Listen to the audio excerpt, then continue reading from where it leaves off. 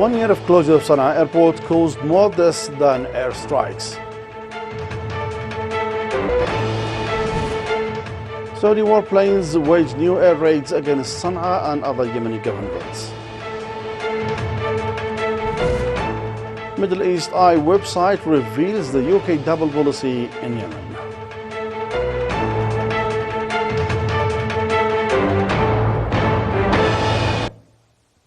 Good evening, ladies and gentlemen, and welcome to the news. I'm Akram Al-Hindi. The Ministry of Transport and the General Authority for Civil Aviation and Meteorology considered the continuation of the closure of Sana'a International Airport without justification as a gross violation for human rights laws and international conventions. In a press conference, the authority and the ministry held jointly stated that the silence over the closure of Sana'a International Airport is a great shame for humanity.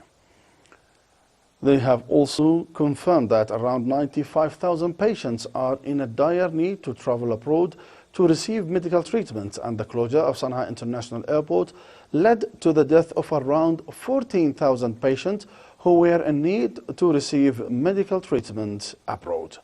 They also clarified that there is more than 50,000 Yemenis stranded outside the country and they are not able to pay the expenses abroad.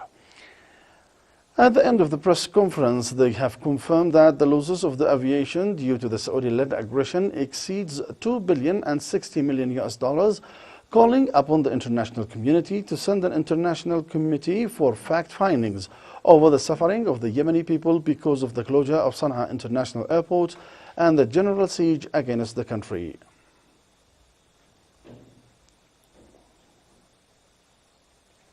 The Norwegian Council for Refugees asserted what have been stated in the previous press conference and its website. The following report has the full story. The Norwegian Refugee Council confirmed that the number of Yemenis who died for not being able to travel for medical care due to the closure of Sana'a Airport exceeded the number of people killed by airstrikes. The director of the Norwegian Refugee Council in Yemen, Mu'tasim Hamdan, said in a statement, "The denial of the possibility of travel has sentenced death to thousands of Yemenis suffering from diseases can be avoided. Beyond air raids and cholera epidemic, the war in Yemen is taking the lives of Yemenis on all fronts. Without access to safe commercial travel, Yemenis are left without any means of access to critical medical care. The result is devastating. Thousands of women, men, and children who could have been saved have already died. Public services in Yemen are almost unavailable due to war. Hundreds of thousands of people are wounded, suffering from diseases or in need of services, but there is a significant reduction in the resources needed to meet their needs," Hamdan said. Hamdan stressed the need to reopen all channels of domestic and international airlines so that the Yemeni people can get help and help can reach the Yemenis. According to data from the Ministry of Health in Sana'a, 10,000 Yemenis died of health conditions seeking medical treatment abroad, and the number of people killed by Saudi terrorism is close to 9,000. The report of NRC noted that before the escalation of the conflict in Yemen, an estimated 7,000 Yemenis were traveling abroad through Sana'a International Airport for medical treatment. The number has increased significantly after the escalation of violence in early 2015. Hamdan's father, who was urgently in need of traveling abroad for medical treatment, died during their trip from Sana'a to Sayoun Airport, which took 24 hours. The restrictions imposed by the Saudi-led coalition on Yemeni airspace shut down Sana'a International Airport officially before commercial flights on August 9, 2016, leaving many Yemenis without safe transport in or outside the country. And the Saudi warplanes renewed its intensive airstrikes against the capital Sana'a and the governorate of Sana'a as well. Local sources confirmed that the Saudi warplanes made 3 air raids against Bir al-Hadil, region in Sanhan district and Bani Bahlul district in the south of Sana'a governorate. The Saudi warplanes then made the fourth air raid against Raymat Humaid camp in the same district amidst intensive flying over the area. The Saudi warplanes also made several air raids against the governorate of Taiz amidst intensive flights. A local source confirmed that the enemy warplanes made 3 air raids against Jabal al-Shabaka area in Mawzi' district in the west of the governorate. The Saudi air raids against Taiz governorate came hours after 3 citizens were martyred and 5 others were wounded, among them children, by artillery shelling around the Soub factor in Al-Mughtaribin Street in Taiz governorate. In Sa'da, the Saudi warplanes resumed its airstrikes against the governorate amidst artillery and rocket shelling at the same time. The Saudi warplanes launched 4 air raids against various areas in Al-Zahir district amidst intensive flight. The Saudi border guards also made missile and artillery shelling against various areas in Razih district. These air raids came a series of Saudi warplanes attack against several districts of Sa'da governorate as well.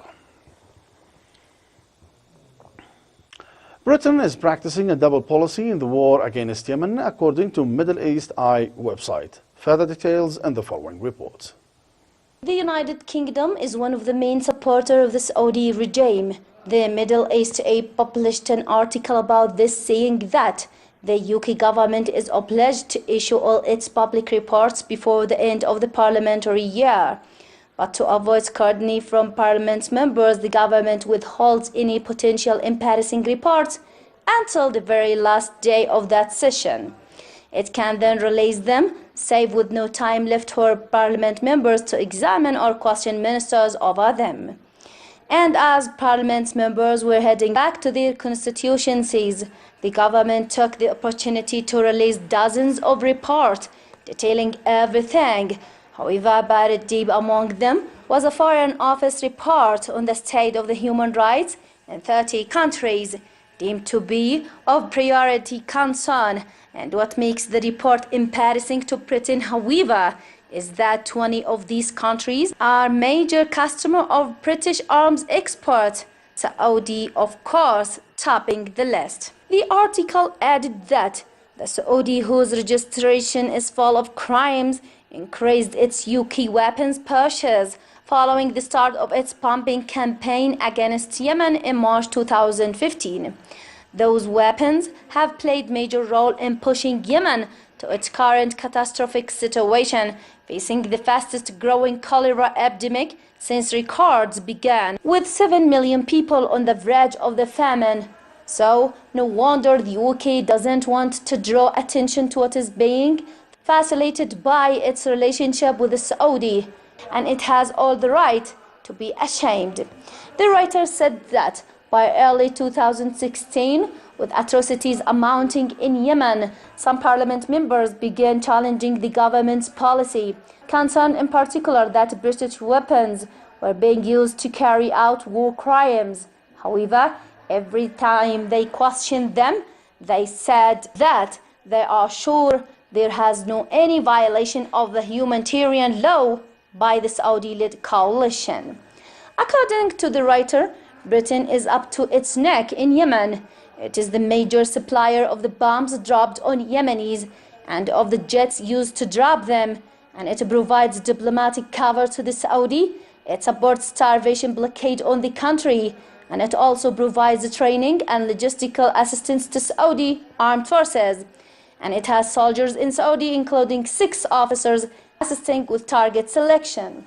The writer finally said that the brazenness of the UK's deception about its role in Yemen is underpinned by a tight secrecy, which we hope will prevent most of its duplicity ever being discovered.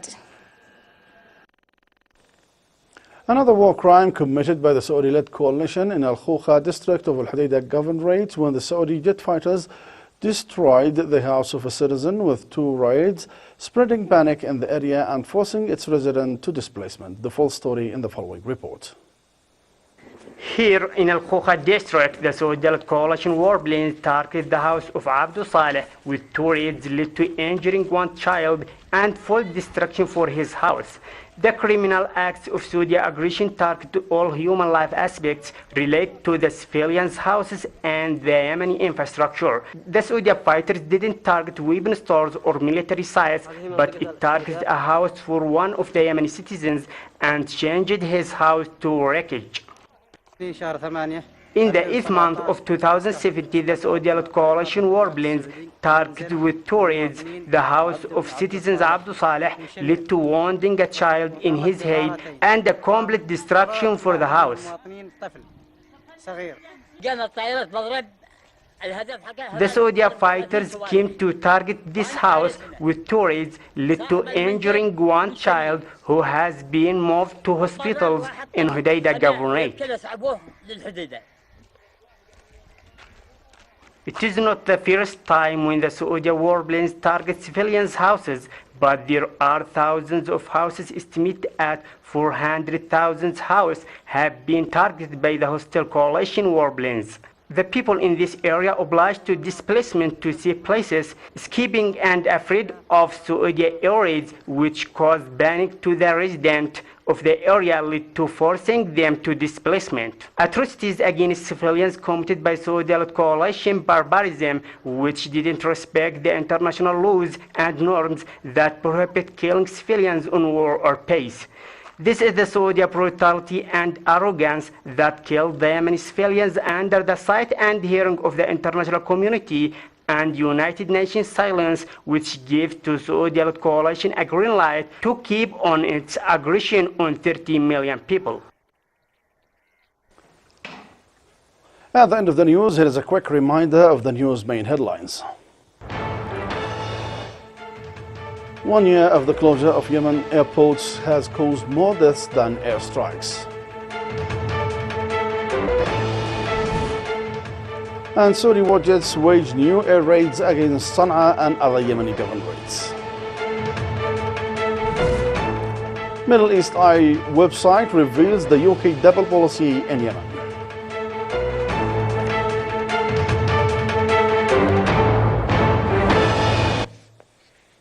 And that's all for the news. Thanks for being with us, and goodbye.